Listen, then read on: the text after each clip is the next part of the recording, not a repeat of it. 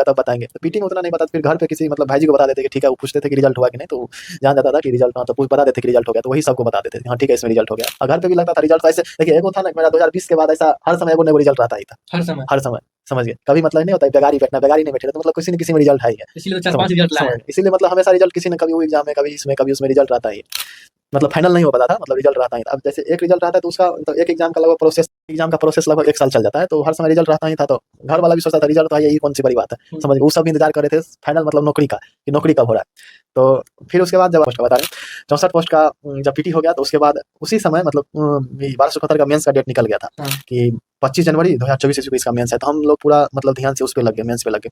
और हम फरवरी का बात बता रहे हैं, हम लोग 3 दोस्त पढ़ के तैयारी करते थे, मतलब एक ही रूम में बैठ के तैयारी करते थे, आपस में डिस्कशन करते हुए पढ़ते थे। फरवरी में जो था हम लोग लगभग 20 से 25 दिन एक ही टाइम खाना खाए थे।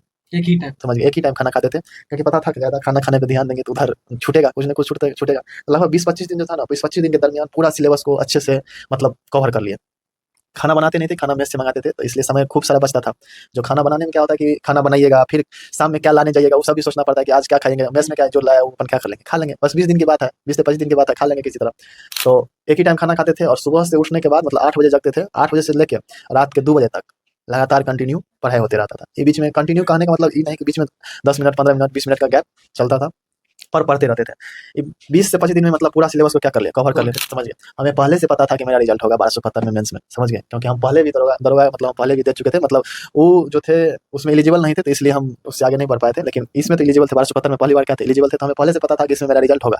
समझ गए।